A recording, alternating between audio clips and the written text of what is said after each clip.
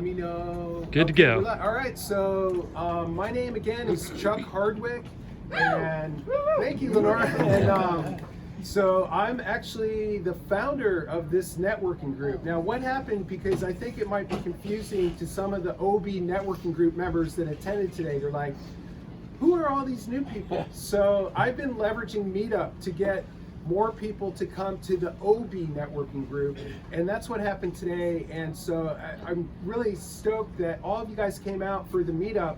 Now, there is a meeting here every Tuesday, but we normally don't talk about WordPress. We talk about all different types of things. So it's free and open to everyone. If you guys like the cafe and you like networking, please come next Tuesday and come every Tuesday. So I am going to talk a little bit about search engine optimization. Let me see a show of hands. Who here doesn't care about SEO or doesn't know what it is? Steve, only one? Mike? Okay.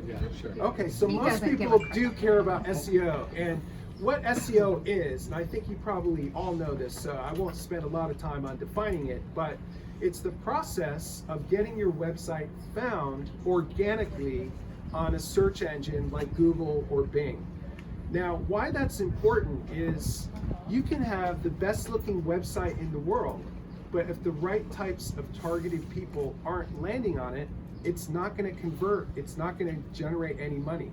So the idea with SEO is if someone types in a keyword that you want to get found under, if you come up very high organically, you're going to get some traffic. And why do I know this is true?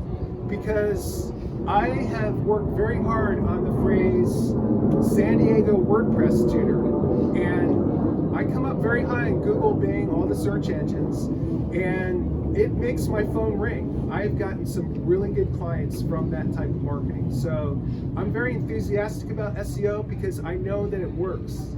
And unlike pay-per-click, it doesn't matter how many people click on my website or click on that result in Google, they're gonna come there. So you get a really good return on investment if you can get it to all work. Now, one of the tools that I use for the on-page optimization is called Yoast. It's a plugin, and I think someone referenced it earlier. How many people here use Yoast, just out of curiosity? So quite a few. It's an awesome plugin, and Yoast really makes SEO, the on-page portion, it makes it extremely simple. What the analogy I like to use is, if you have a recipe and you can cook a decent meal off of a recipe, then you're smart enough to be able to do successful on-page optimization with Yoast. It really is that easy, because the Yoast plugin, basically, it breaks down the different criteria that Google is looking for in terms of a traffic light analogy. So when you're starting, it looks at things like your outbound links, the alt tags of your images, the meta description. Do you have the keyword in the subheading, the keyword density?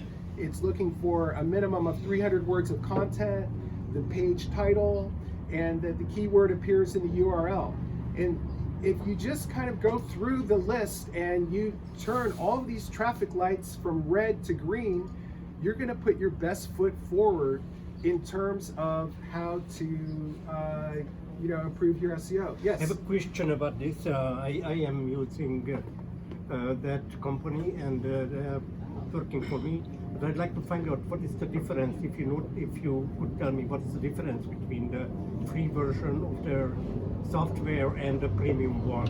So I actually did purchase the premium one for a chiropractic client that I had in Omaha, and maybe I wasn't using it correctly, but I didn't notice any significant difference. So I'm not trying to bash Yoast, because I think it's a great product, but I've really just found sufficient leverage, at least for the types of clients I have, with the free version. So just as far as technically what's the difference is they allow you to they'll actually allow you to target the keyword. what does it give you? I mean, That's what I'm saying. How useful it is. If you this is the difference is if you understand keyword research, you don't need the premium one. But if you don't really, I don't have the premium one, but I'm just asking. No, this is what I'm telling you. This is the answer. If you we understand keyword research, meaning we understand how to use free tools like Moz, SEO, Right. to find the ones, then you don't need the upgrade. But if you don't understand that, the upgraded one helps you choose keywords because it'll read your stuff and it will offer you keyword suggestions, and then it will help you target. Well, the keyword finding is before you get yes. into So if you understand SEO, that, yes, perfect. So first of all, you do the keyword exactly, thing, and then when you have the keyword thing, and then you start. But that's what. So if someone comes in and they're like, then you get them the upgraded one. It will suggest. It'll go through each page, suggest a keyword. So then it will also help. I think so. You're not competing with your pages. I think it suggests, and then it tells you if you're competing with another page.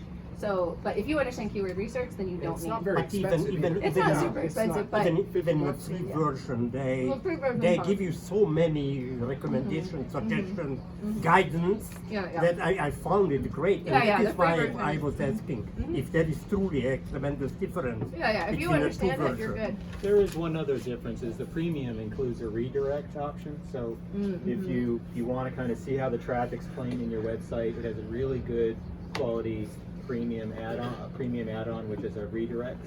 And I use it quite often on websites who the clients are wondering, where are people going? Is there a lot of 404s? What the 301s are set to and such. So it's very valuable. In addition to the benefits of the active keyword monitoring, you also have the redirects as well. And I believe if you want to add video, sitemaps, things like that, there's a number of other more in-depth things that it does, but it's maybe not necessary for just starting. So I'm just going to pause for a second while this lovely jet clears the airspace. So take a deep breath.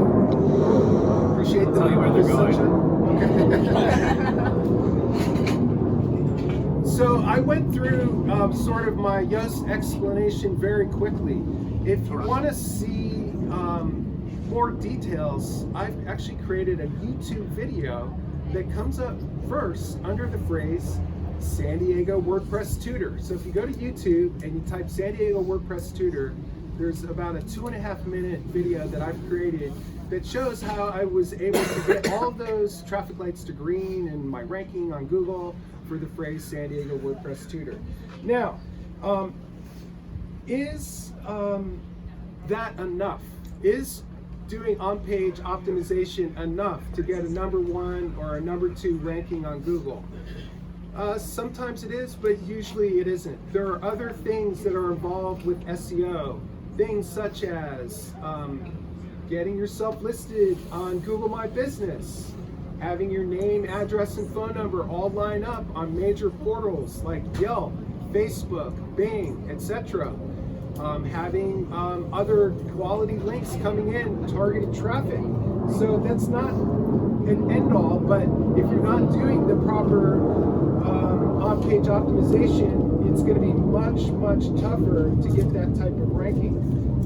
The other tip I have for local SEO, because I do have a lot of clients that work in a local area, is to put your full address in the footer, in the website footer. That way, no matter what page of the website visitor is on, like on my website, I have my address, San Diego, California, 92107. It's in the footer, so no matter what page you're on, Google sees San Diego. So if someone's searching San Diego WordPress Tutor, I get found. If they search, there's some other ones I get found under, like, I can't remember off the top of my head, something like San Diego MailChimp Consultant, just different services I have. So put your address in the footer.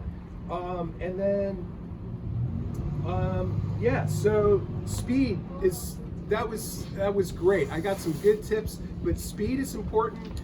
And also, is your site mobile friendly? So I would like to hear some feedback on this, but my personal belief is to use Google's tool that will tell you if your website is mobile friendly or not. And if it isn't, fix it, because if Google doesn't think your site is mobile friendly, you're actually going to be penalized on when people are searching on their phone.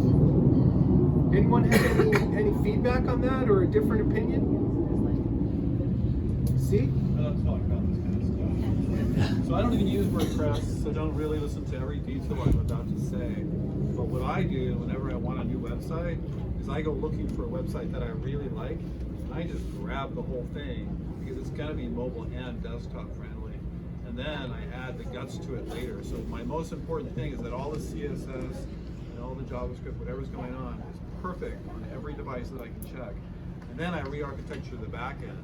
And that's because when I've done it the other way around, going through a web CMS to try to push it out there, something always comes up and I'm frustrated, and so I do it reverse. I go from, I make sure that's my number one priority, personally, and beautifully laid out. Like the flow is beautiful, everything. What is your recommendation for immortals? For what? Immortal? For website suckers. Oh, that's just Just make sure what you're using are super mobile friendly, is what I would say. What was it? Most WordPress Just make sure everything is WordPress things are responsive these days. They don't even make one. In voice app. They do. So my final, I'm sorry, go ahead. I just want to kind of relate to this marketing kind of concept here, that I found it extremely important to speak with your callers who call you and bother you during the day. They bother you. There are many of these people who want to sell you things, and they bother you and they call you and they want to sell, and then you say something unfriendly to them, and then they put bad things about you on Yelp and so on and Google, and then your stars are diminishing, and people looking for business, they look at the stars. When I want to hire somebody, I'm looking how many stars they have. If they don't have only one star, I prefer to people with more stars. So it is very important how one relates to those bothering calls. And that's difficult for me to do because I'm a Scorpio person, and I immediately react and I just tell them what I think. And I tell them that you calling me because you think I'm an idiot. You think that I cannot handle my life. I cannot do my things myself. So, and that's the kind of things I told them, and it cost me dearly. And then now I learned it. And I'm telling you, and I think it is important. It's very important. Yes, The internet is mean. So my final tip, if you're trying to learn SEO and you want to take a dive, you have WordPress going and you want to try to get ranked, don't start with a long tail keyword. Does anyone know what is meant by a long tail keyword? So you can try to get ranked for table, or you could try to get ranked for computer. Good luck with that. The competition is fierce. If you don't have a strong domain authority, you're going to have to hire a team of SEO people, and then you probably won't even get to the first page. But if you're trying to get found under a long tail keyword like San Diego WordPress tutor, the competition is much less. So start with, now the keyword demand may be low. There may not be a high number of people searching on a long tail keyword, but if you can get ranked, that's going to give you confidence. And once you've built confidence on a long tail keyword, then you can shorten it down. So what I've noticed over a period of time, I've worked so hard on San Diego WordPress tutor.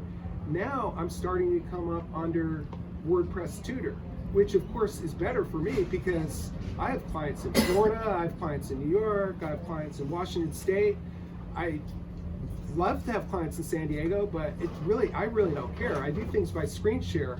So start with the long tail keyword, and then sometimes you will start to show up for something that has a higher search volume.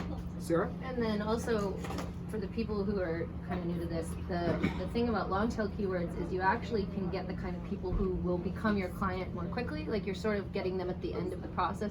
So if you do a table, the idea is that people are looking for picnic tables, indoor tables, blah, blah, blah. So if you're selling wood grain picnic tables, and that's what you, so doing a long tail keyword means that you're really honing in on who you want to buy.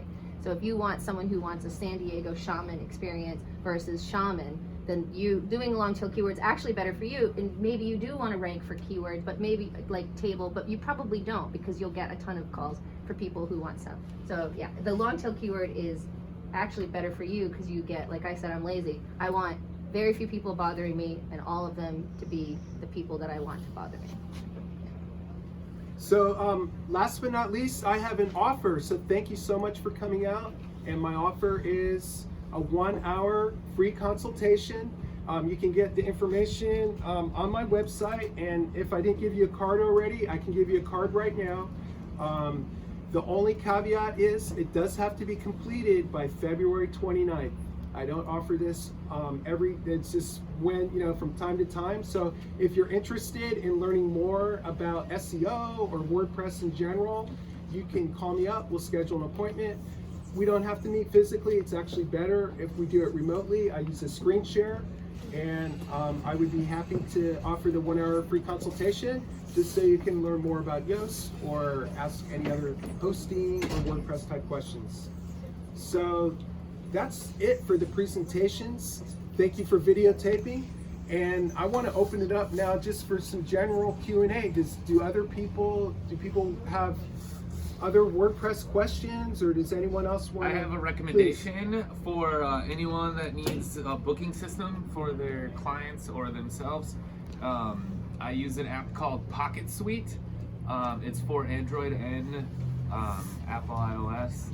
And basically what it is a custom business line. So you get your own custom phone number. And this is all a premium app. It's like $20 a month. But it also, whenever anyone calls the custom business line, the app collects that phone number and builds a database. And then if you take a call and you convert someone into a sale or a booking, you can easily change the phone number to that person's name. And then you can start targeting text message marketing to them, along with like some automations where as soon as I complete a booking, it sends a thank you text message with a Google review funnel message. So I've been growing my Google reviews that way.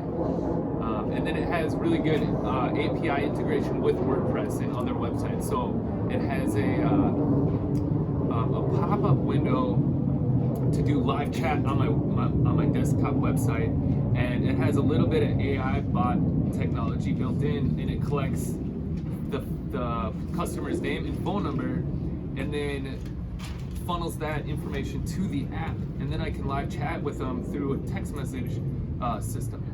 And the way that the app collects the phone numbers, it basically stores phone number log, or like call log and text message in chronological order based on when they contact you. So it saves your history of point of contact and everything that way. And then What's that app called again? Pocket Suite. So it's a great CRM and customer database building system. Does that send out the text messages, or is that a different? Yeah, you program it to send out text messages. Yeah, the text messages cost 10 cents a message. So, It's but like $19.95 cost. yeah, I pay for the Yeah. annual subscription, Yeah, so yeah. it's yeah. And then there's another cool feature too, where you can set up the automation. So if say you're busy with a client and you get a call and you avoid the call, that missed call will trigger a text. Like I have mine set up to trigger a text message response to that missed call, and I offer a $5 discount if they funnel through my booking. So my goal is to funnel into my booking system without talking to the customer and offering them a discount by going through the hoops of getting into my account. So I do have a question sort of related. So I have a client who does like nails and waxing and stuff, and she was trying to do a booking system where you can see like their calendar. She Yeah. does a bunch of stuff. Okay, so, but the problem was, and I'm super new to this, so it might just be obvious of trying to make her Google Calendar, so Instagram, Facebook, all of these things.